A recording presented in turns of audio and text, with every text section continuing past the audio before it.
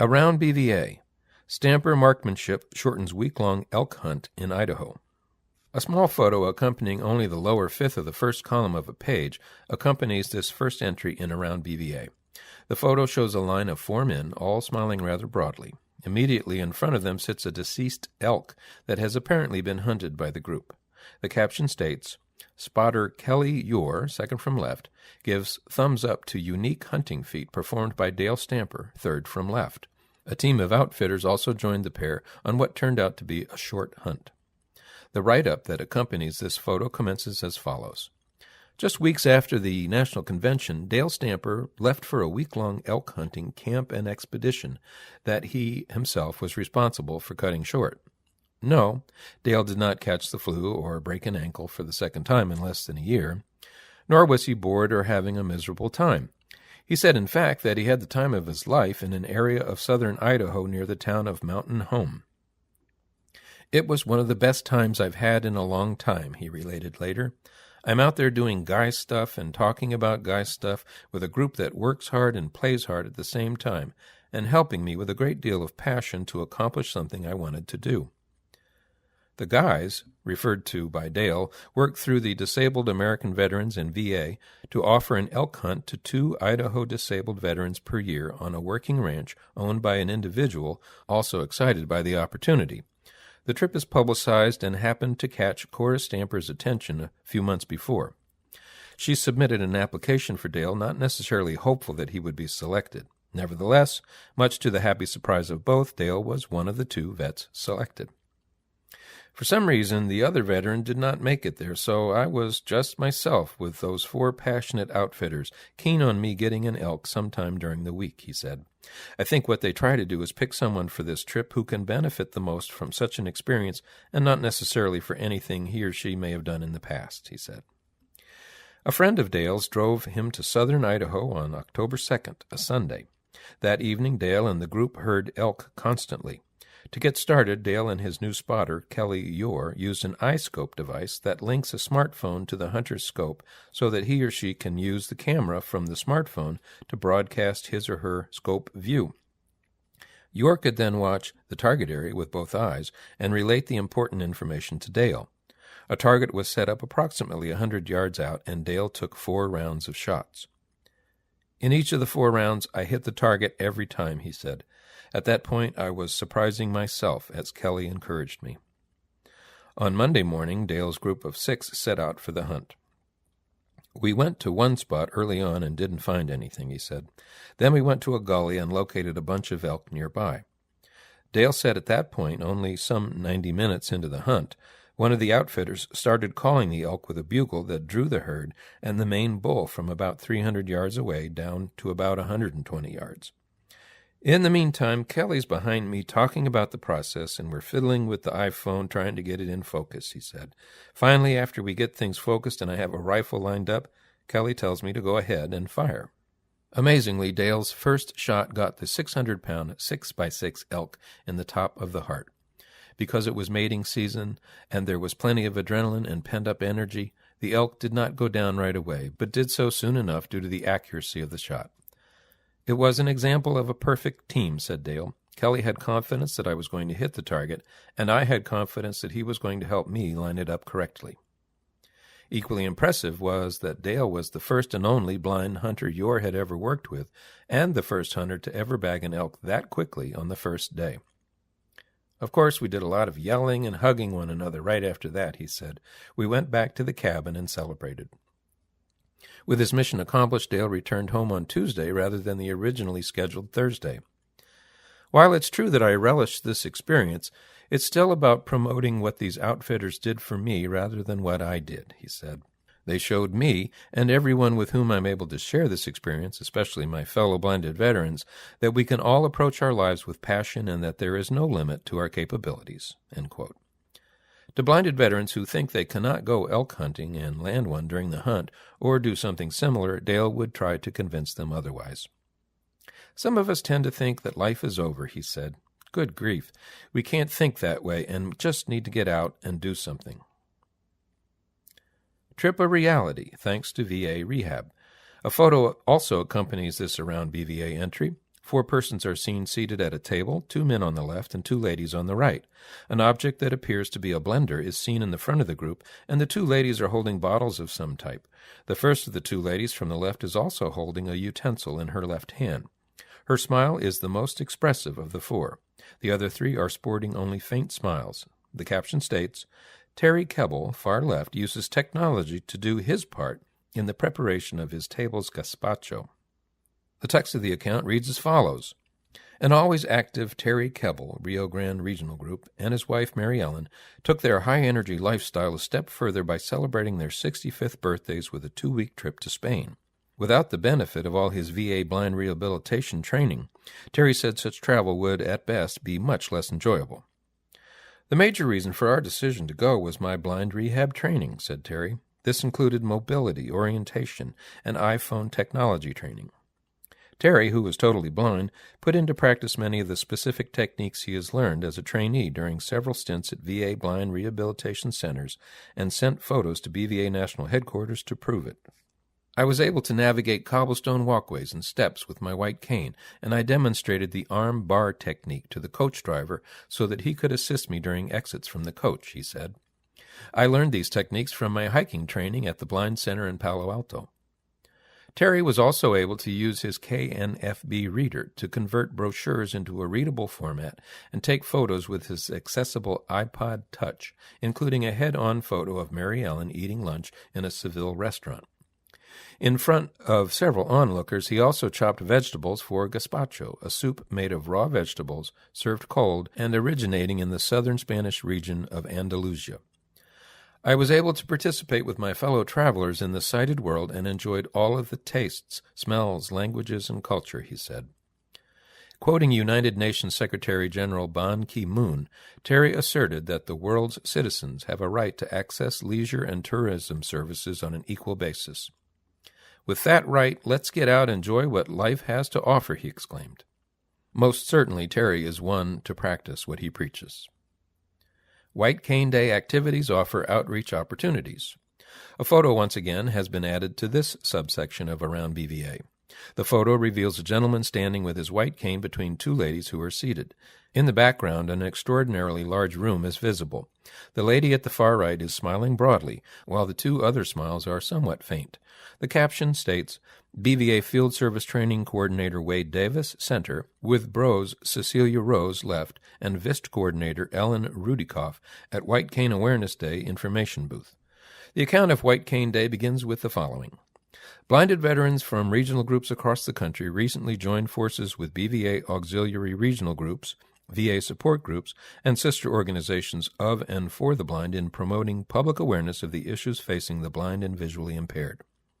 White Cane Safety Day is officially October 15th and commemorated throughout the month of October. Because the official date fell on a Saturday in 2016, most of the activities scheduled in VA facilities occurred the following week. BVA members, VIST coordinators, and auxiliary members arranged demonstrations and discussions about the significance of the white cane itself, how to assist the legally blind in public places, and how motorists can best demonstrate courtesy to those with vision loss who might be navigating sidewalks or trying to cross the street within crosswalks. By official proclamation of the President of the United States, White Cane Safety Day has also become known as Blind Americans Equality Day under President Obama, who this year affirmed, quote, the inherent dignity of every human being, end quote, and recommitted, quote, to forging a future in which all Americans, including those with visual impairments, can pursue their full measure of happiness, end quote. President Lyndon B. Johnson signed the first White Cane Safety Day proclamation, asking all citizens to recognize the white cane as a symbol of a blind person's ability to come and go on his or her own. The original proclamation further declared, the white cane's use has promoted courtesy and special consideration for the blind on our streets and highways, to make our people more aware of the meaning of the white cane and of the need for motorists to exercise special care for the blind persons who carry it. The Congress, by joint resolution approved October 6, 1964, has authorized the President to proclaim October 15th of each year as White Cane Safety Day, end quote. BVA National Headquarters sent informational and promotional materials to several of its own regional groups, chapters, and individual members in preparation for specific events on October 15th and beyond. Most of these events occur at VA medical centers and outpatient clinics with the support of VIST coordinators and other blind rehabilitation service staff. In other cases, materials are sent directly to VA staff members or other organizations who offer to promote BVA as part of their own White Cane Safety Day activities. On October 13th, BVA training coordinator Wade Davis shared a display table with VIST coordinator Ellen Rudikoff and blind rehabilitation outpatient specialist Cecilia Rose in the Washington, D.C. VA Medical Center lobby.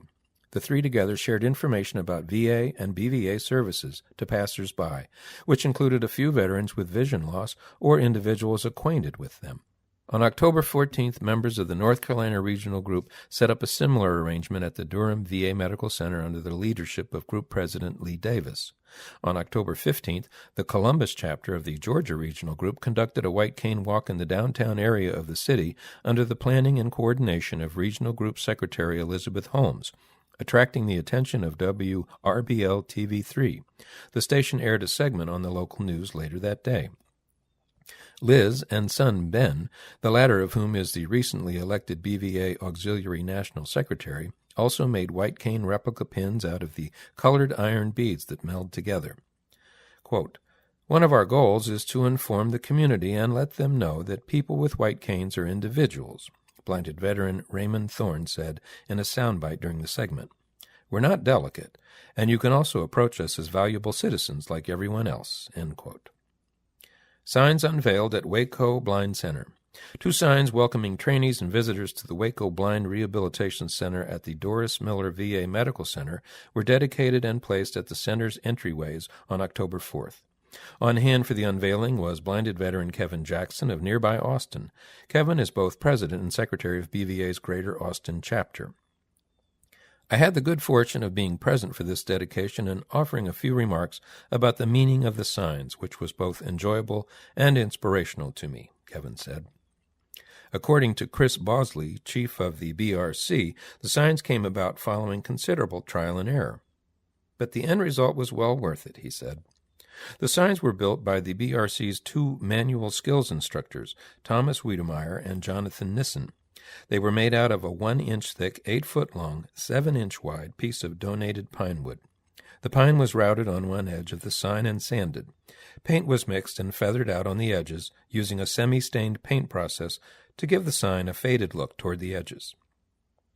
Colors on the signs are red, white, and blue, mimicking the American flag with large black letters cut out of acrylic using a laser engraver.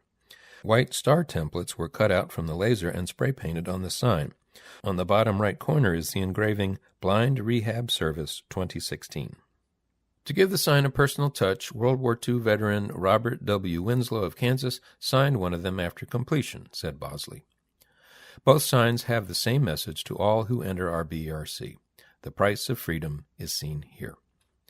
Kevin said the interpretations of the signs could be twofold. First, that veterans who attend the BRC have dedicated their lives as a price for freedom.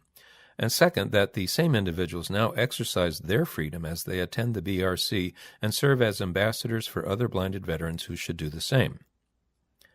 Hopefully more of our veterans will take advantage of this great program and facility, said Kevin, who also helped 3 additional blinded veterans complete the application process for membership in BVA during his visit. One veteran told me that he had never been treated as well his entire life as he had there, end quote. Kevin said that the optimism expressed by veterans attending the BRC is due in large part to the environment created by Bosley's leadership, which includes expanded recreational opportunities and collaboration with the Baylor Medical School's eye clinic. Kevin met briefly with Bosley as well as Dr. Olawale Fashina, Chief of Staff of the Central Texas Veterans Healthcare System. Life memberships increase following convention action. BVA has added 87 new members to its ranks since the approval of a bylaw amending offering life membership and associate life membership to all blinded veterans at a discounted rate of $20. Membership coordinator Cecilia Montenegro announced the increase at a November 16 national headquarters staff meeting. Included in the new members were 6 honorary memberships for World War II veterans. The 81 other additions consisted of 3 life memberships and 78 associate life memberships, increasing the total number of active BVA members to 8,426. Life membership is granted when the impairment of sight or vision is determined to be service-connected, or in the line of duty, by VA or the Department of Defense, DoD. Associate life membership is granted when the impairment of sight or vision is determined not to be service-connected, or not incurred in the line of duty, by VA or DoD. The bylaw amendment was passed on August 26th at the closing business session of the 71st National Convention and remains in effect until August 1st, 2017. The offer saves blinded veterans $30 to $80 on membership costs. Membership dues prior to the amendment were determined by age categories. Within these categories, the youngest age group was paying $100 and the oldest $50 for a life membership. BVA initiative offers blind hockey to vets. Hockey for the blind and visually impaired is the focus of a new initiative unveiled by BVA to provide enjoyment and recreational rehabilitation opportunities to a population who may have never before engaged in the sport. The initiative, made possible by a grant awarded to BVA from the VA Office of Adaptive Sports Programs for Disabled Veterans and Disabled Members of the Armed Forces, currently seeks interested athletes to participate in weekly try-it sessions in the Washington, D.C. area. The try-it sessions means more than one-time attendance. The program takes players who have never skated before. It introduces them to the basics of skating, equips them with gear, and safely trains them to go as far as they wish to go in hockey, which is considered the only adaptive winter team sport.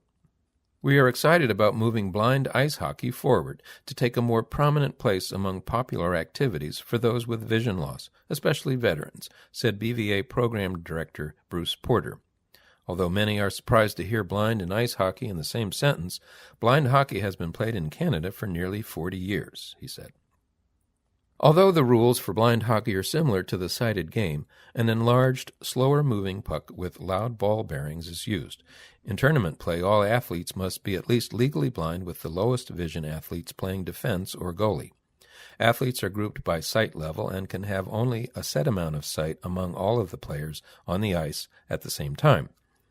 Adaptations for the blind and visually impaired within the sport include full protective gear, including face mask. The game is also played with International Ice Hockey Federation safety protocols, including no-touch icing and crease violations to ensure utmost player safety. Blind hockey also requires goals to be scored in the bottom 3 feet of the net, as it is unfair to the goalie to score in the top portion. The adapted puck does not make noise in the air. Teams must complete one pass prior to being able to score in the attacking half of the rink. This provides both the low-vision defense and the goalie an extra opportunity to track the puck. Because hockey is considered the fastest, most aggressive game in the world, those who take up the sport usually develop increased mobility and balance almost immediately, Bruce said. BVA is involved to help our blinded veterans and to help blind associations introduce the sport to their athletes, with the hope that blind hockey will be added to sports programs for the blind and visually impaired, he added. My role is to organize the try-it sessions and coordinate ice time, coaching, media, and equipment. Bruce is confident that the interest generated in the initiative will eventually spread to blind and visually impaired veterans throughout the country. Most of our players thus far are very enthusiastic, and blind hockey is great cross-training for all sports, he said. This is a unique and amazing opportunity that could well lead some athletes to the Winter Paralympics Games in the future. For an introduction to the excitement of blind ice hockey and the enthusiasm of those who play the sport, visit https://www.youtube.com/watch?v uppercase Z, lowercase SOVPU, uppercase J, 7, uppercase S, uppercase M, lowercase c. Athletes are being accepted weekly and transportation assistance is available. Applications now accepted for 2017-2018 scholarships.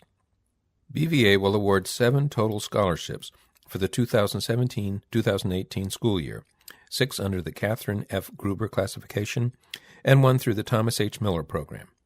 The Gruber scholarships are valued at $2,000 each, and the Miller stipend is for $1,000. The Miller program, now in its 5th year, requires the same application process and qualifications as the Gruber Awards, but has an added emphasis on music and the fine arts. The scholarship committee will choose 7 recipients and 2 alternates.